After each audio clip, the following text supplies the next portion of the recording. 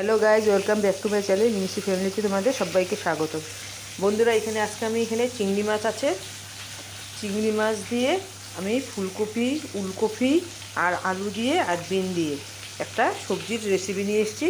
এখন দেখো, আমি এখানে ফুলকপিটাকে ভেজে নিচ্ছি। আগে এটাকে উঠিয়ে রাখবো ভেজে, তারপরে আমি এই সবজিটাকে দিয়ে করবো। কী করছি দেখো। এই দেখো, ফুলকপিটা আমি উঠিয়ে রেখেছি। আর চিংড়ি মাছটা কিন্তু আমার আগেরই ভাজা ছিল, আগে ভেজে রেখে দিয়েছিলাম। এখন আমি এই তেলটার মধ্যেই আমি এখন বাকি সবজিগুলো দিয়ে দিচ্ছি।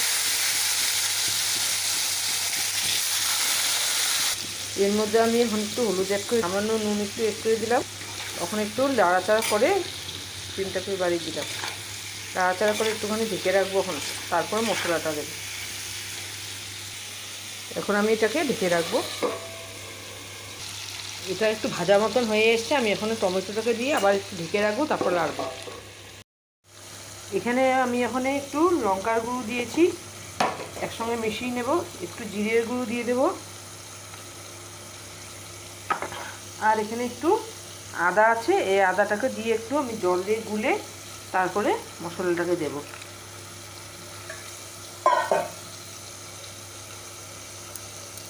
এটা একটু ভেজো, এটা ভাজা হতে হতে এখন আমি চিংড়িগুলো একটুখানি ভেজে নেব। একটু একসঙ্গে সাতলানোর সঙ্গে সাঁতরিয়ে নেব। এখন এই মশলাটাকে দিয়ে দেবো।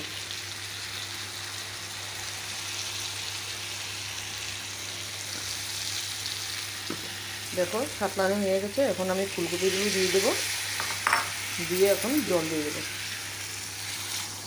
হ্যাঁ, কি এ দেখো, এখন ঢেকে দেবো। এ দেখো, এটা হয়ে গেছে। এখন আমি নামানোর আগে একটুখানি ধনিয়া পাতা এড করে দিচ্ছি, তারপরে তোমাদেরকে দেখাচ্ছি।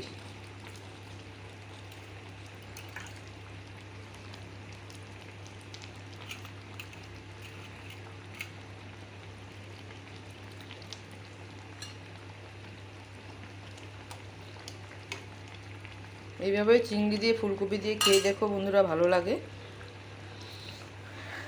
এই দেখো বন্ধুরা, এইভাবে একটু পাতলা করে চিংড়ি মাছ দিয়ে ফুলকপি রেসিপিটা হয়ে গেছে। ভালো লাগলে লাইক, কমেন্ট, শেয়ার অবশ্যই করো বন্ধুরা। সাবস্ক্রাইব করে দিও, আমার পাশে থেকো। এইভাবে বানিয়ে খেও। যারা যারা খাওনি,